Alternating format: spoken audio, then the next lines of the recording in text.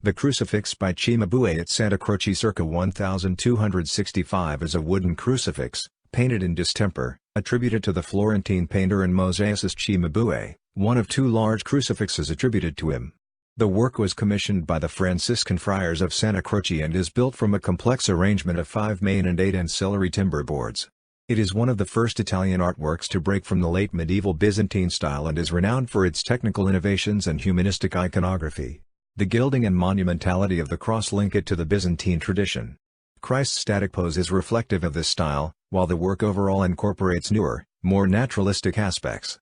The work presents a lifelike and physically imposing depiction of the Passion at Calvary. Christ is shown nearly naked, his eyes are closed, his face lifeless and defeated. His body slumps in a position contorted by prolonged agony. A graphic portrayal of human suffering. The painting is of seminal importance in art history and has influenced painters from Michelangelo, Caravaggio and Velázquez to Francis Bacon. The work has been in the Basilica di Santa Croce in Florence since the late 13th century, and at the Museo dell'Opera Santa Croce since restoration following flooding of the Arno in 1966. It remains in poor condition despite conservation efforts. Commission. Both of Cimabue's surviving crucifixes were commissioned by the Franciscan order. Founded by Saint Francis of Assisi, their reformist, religious and social views had a profound effect on the visual arts in the century after his death. The son of a wealthy cloth merchant, Francis abandoned his inheritance to take up preaching in his mid-20s. He venerated poverty and developed a deep appreciation for the beauty of nature. Byzantine depictions tended to show Christ as invincible, even in death. Imagery based on Franciscan ideals in the 13th century generally reinforce his veneration of simplicity and naturalism, infusing the paintings with the new values of humanism. The church at Santa Croce was the third that the Franciscans constructed at the site. The first was begun in 1295, and is where Cimabue's crucifix probably hung, given its large size, above the rood screen.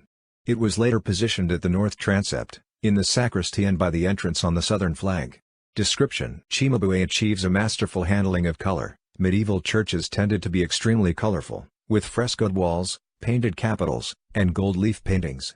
Pale tonalities dominate, with the main contrast found in the dark areas of Christ's hair and beard, which are utilized to make the features of his face stand out more, and position his head as the focal point. Crucifixion. Compared to earlier works of this type, Christ's body is more physically corporeal, depicted as a real object, and his anatomy more closely rendered. His hands and feet seem to extend beyond the pictorial space, which is delineated by the flat, colored borders of the cross, in turn made up of at least 6 boards.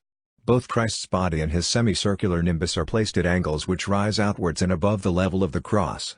His body arches, forcing his torso to raise against the cross. Blood pours from the wounds in his hands as his head falls to the side from fatigue and the physical reality of approaching death. His body is naked except for a sheer and transparent loincloth that only just covers his thighs and buttocks. The choice of a white, veil-like loincloth, dramatically more modest than the red garment in the Arezzo work, may be influenced by earlier crucifixions by Giunta Pisano. His nakedness highlights his vulnerability and suffering. It seems influenced by a 13th-century Franciscan meditation on Christ that emphasized pathos and human interest in the suffering of the Passion. Turn your eyes away from his divinity for a little while and consider him purely as a man. His eyes are open, and his skin is unblemished. The cross is painted with deep blue paint, perhaps evoking an eternal or timeless sky. This evocation, not present in the main crucified figure, was known as the Christus Triumphans, triumphant Christ, and for contemporary, especially Franciscan, taste lacked verisimilitude, as it bore little relation to the actual suffering likely endured during a crucifixion, and overly distanced the divine from the human aspect of Christ. From about 1240, painters favored the Christus Patiens suffering Christ style, a savior who shared the burden and pain of humanity. The Santa Croce crucifix is one of the earliest and best-known examples of the type. The work surpasses Cimabue's circa 1268 Arezzo crucifix in several ways. It is more human and less reliant on idealized facial types, and the anatomy is more convincing. Christ's face is longer and narrower, and his nose less idealized. These features, according to art historian Robert Gibbs, give him a coarser but more personal expression.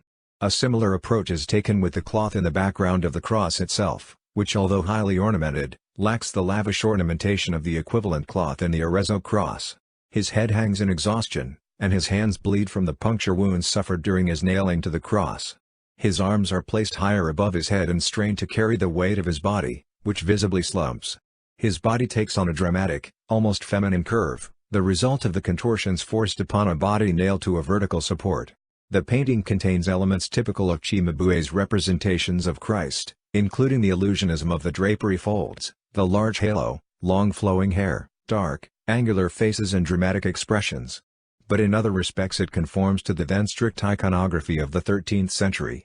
Typical of depictions of the crucified Christ of this era, with his outstretched arms he is as wide as he is long, conforming to prevalent ideals of proportions. Saints. Representations of the Virgin and John the Evangelist flank Christ in small rectangular panels at either end of his outstretched arms. Both are dark-skinned, and bear agonized and sorrowful expressions as they rest their heads on their hands and face inwards towards Christ. In keeping with the Franciscan idea, the gilding surrounding the mourning saints is kept to a minimum. The size and positions of the figures are reduced compared to usual Byzantine iconography to maintain sole focus on the Passion of Christ. Their cloaks are simpler and lack the lavish gilding of the Arezzo crucifixion. The Virgin wears a red dress. Her robe was originally blue, but has darkened. Carpentry. The crucifix measures 448 cm by 390 cm and consists of 5 basic physical components: a vertical board reaching from the base to the cimatium onto which Christ is nailed, 2 horizontal cross arms, and 2 vertical pieces acting as aprons adjacent to the central board. There are another 8 minor pieces, mostly terminals, bases or framing devices. The structure is reinforced by 2 full-length vertical battens. The horizontal cross arms extend the full width of his outstretched body and are slotted into ridges in the vertical supports.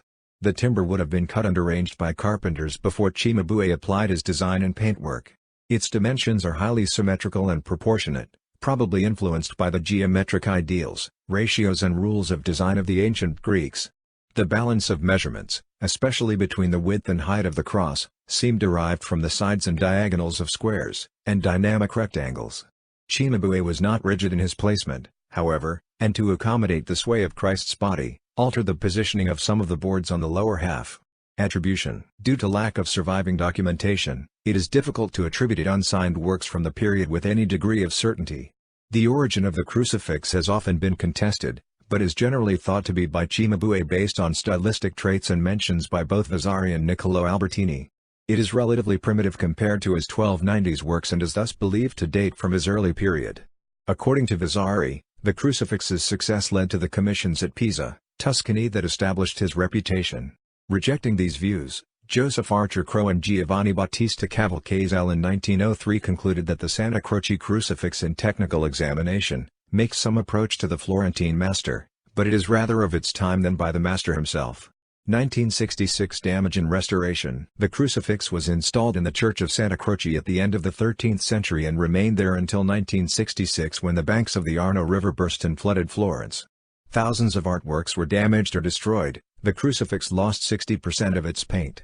It had suffered earlier flood damage in 1333 and 1557.